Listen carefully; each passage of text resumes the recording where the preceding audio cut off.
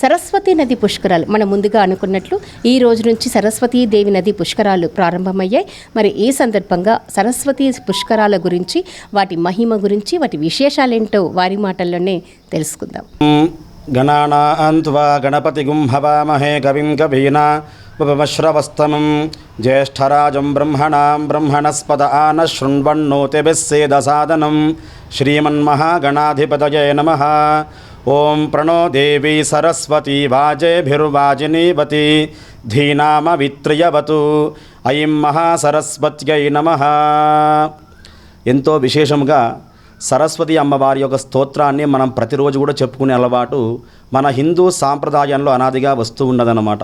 ఎందుకంటే మనకు వేదం చెబుతుంది, మాతృదేవోభవ, పితృదేవోభవ, ఆచార్యదేవోభవ, తర్వాతనే గురువు అని చెబుతుందన్నమాట, దైవం అని చెబుతుందన్నమాట. మామూలుగా మనం ప్రతిరోజు కూడా తల్లి తండ్రికి నమస్కారం చేసుకున్న తర్వాత గురువులకు నమస్కారం చేయడం ద్వారా ఆ సరస్వతి అమ్మవారి యొక్క అనుగ్రహం లభిస్తుంది అని చెప్పేసి మనకు వేదం చెబుతుంది. అటువంటి ఈ యొక్క విశ్వావసునామ సంవత్సరంలో మనకు సరస్వతి నది పుష్కరాలు ప్రారంభం అవుతూ ఉన్నాయన్నమాట. మామూలుగా మనకు మే 14వ తారీఖు అర్ధరాత్రి నుండి మొదలుపెట్టుకొని 26వ తారీఖు వరకు కూడా మనకు ఈ యొక్క పుష్కరాలు జరుగుతూ ఉన్నాయి. ఈ పుష్కరాలు ఆచరించడం ద్వారా అనేక ఫలితాలు మనం కలగవచ్చు అని చెప్పేసి మనం చెప్పుకోవచ్చు. స్వామివారు ఇప్పుడు పుష్కరాలు ప్రారంభమయ్యాయి అని చెప్పారు. పుష్కరుడు ఏ రాశిలో ప్రవేశించాడు, ఏ రాశి వరకు ఈ సరస్వతి నది సంగమంలో ఉంటాడు? మనకు ఈ యొక్క పుష్కరాలు అనేటువంటిది గురు మహర్దశ, అంటే గురువు మిథున రాశిలోకి వచ్చేటువంటి సమయంలో ఈ యొక్క సరస్వతి నది పుష్కరాలు ప్రారంభమవుతాయి. అందుకే మనకు గురుబలం అనేది చాలా ముఖ్యము అని మనం చెప్పుకుంటాం అన్నమాట. మన హిందూ సాంప్రదాయంలో మనం పుట్టినప్పటి నుంచి కూడా మనం గతించే వరకు ప్రతిదీ కూడా గురుబలం చేత జరుగుతూ ఉంటుంది. ఎందుకంటే గురువు అంటే నవగ్రహాల్లో శుభమైన గ్రహము అని చెప్పుకుంటాం అన్నమాట. అటువంటి గురువు బృహస్పతి అనేటువంటి వాడు మిథున రాశిలోకి వచ్చినటువంటి సమయంలో ఈ పుష్కరాలు ఏర్పడతాయి అని మనకు తెలుస్తుంది. మరి పుష్కర కాలం అనేది మీరు చెప్పారు 26వ తేదీ వరకు అని తెలియచేశారు కదా. మరి ఈ సరస్వతి నది అనేది ఇది ఒక అంతర్వాహిని మాత్రమే.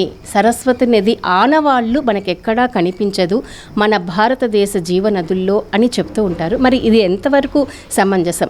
అంతర్వాహినిగా ప్రవహిస్తున్న సరస్వతి నదికి పుష్కరం రావడం ఏమిటి? ఈ విషయాల గురించి తెలియచేయండి. విశేషముగా మనము మన హిందూ సాంప్రదాయ ప్రకారంగా చూసుకుంటే కనుక గంగా, యమున, సరస్వతి అని చెప్పేసి మనము ప్రతి ఒక్క పూజలు కూడా ఆవాహన చేసుకునే విధానం మనకు అనాదిగా వస్తూ ఉందన్నమాట. మనము చూసుకుంటే కనుక ఈ పుష్కరాలు అనేటువంటిది ఒక సంవత్సర కాలం పాటు ఉంటాయి అని చెప్పేసి మనకు వేదం చెబుతుంది. ఈ పుష్కరాల గురించి మరీ ప్రత్యేకముగా సరస్వతి నది గురించి ఋగ్వేదంలో మనకు చాలా విశేషంగా చెప్పడం జరిగిందనమాట. మనకు ఋగ్వేదంలో ఈ సరస్వతి నది గురించి విశేషంగా చెప్పడం జరిగినది.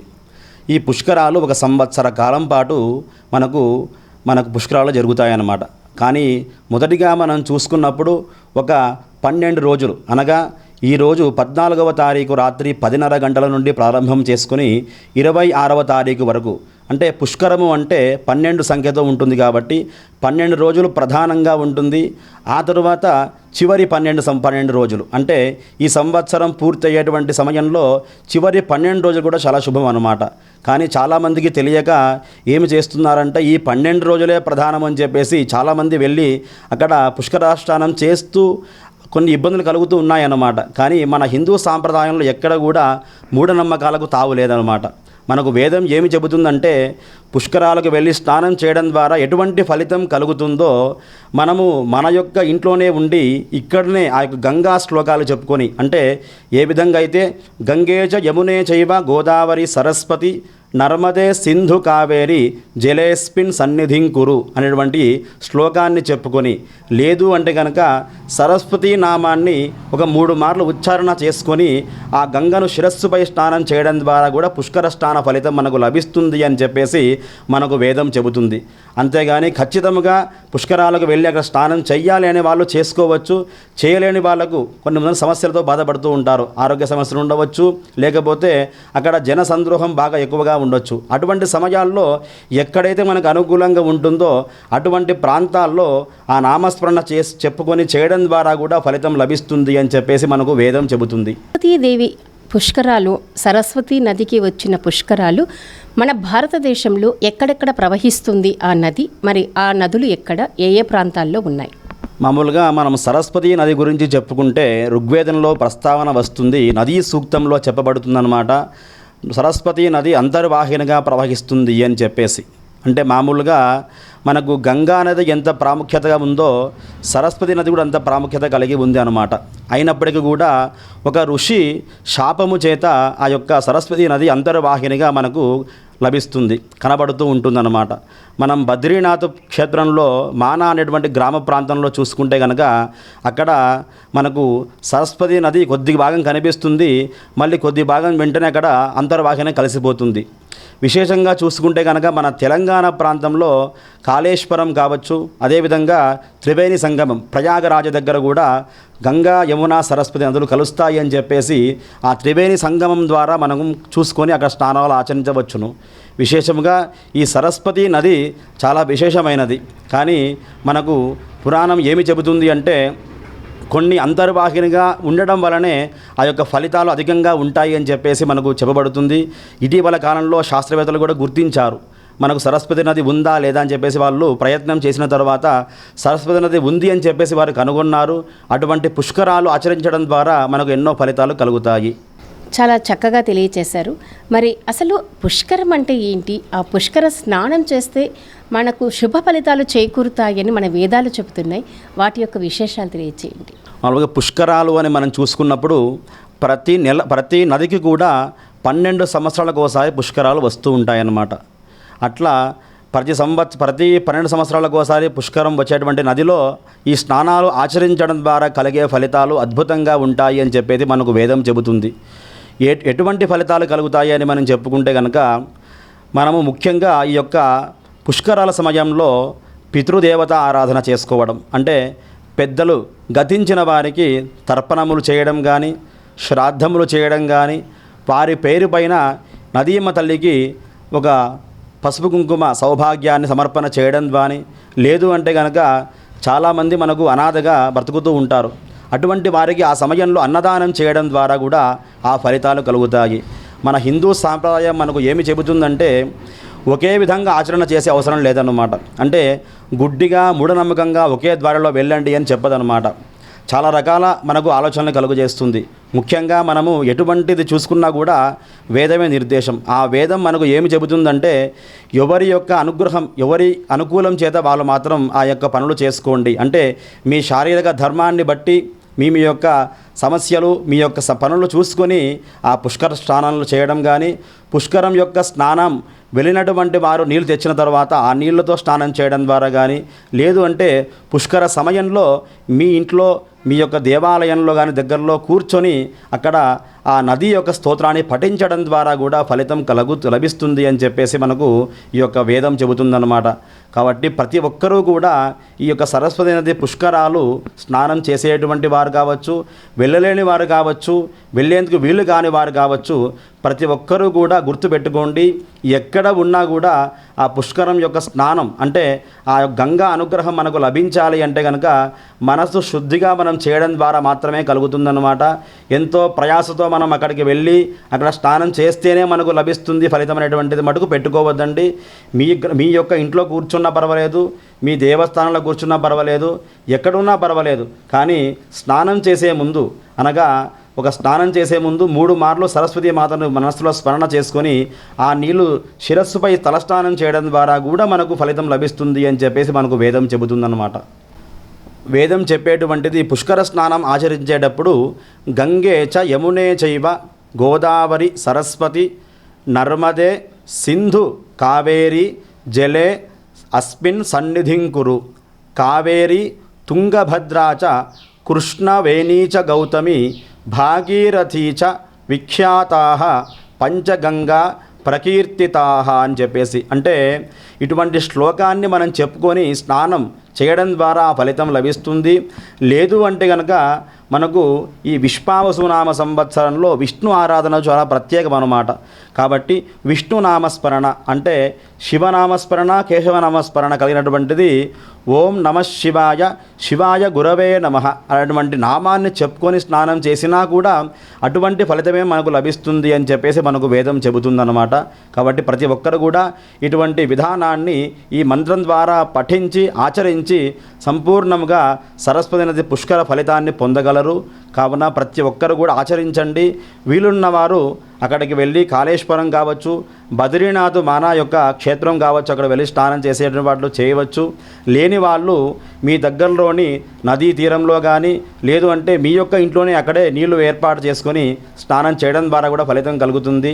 కానీ తప్పకుండా ఈ 12 రోజులు కూడా ఒక్కరోజు సమయం కేటాయించుకొని మీ పితృదేవతలకు శ్రాద్ధ తర్పణాలు చేయడం కానీ అన్న సంతర్పణ చేయడం ద్వారా సంపూర్ణంగా ఫలితం కలుగుతుంది.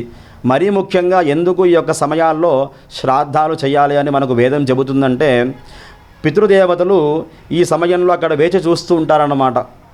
అంటే మా యొక్క పుత్రికలు, మా యొక్క పిల్లలు వచ్చి అక్కడ స్నానం ఆచరిస్తూ ఉన్నారా, మాకు శ్రాద్ధం చేస్తూ ఉన్నారా లేదా అని చెప్పేసి వారు ఆ పితృలోకం నుంచి వచ్చి చూస్తూ ఉంటారు అని చెప్పేసి మనకు వేదం చెబుతుంది.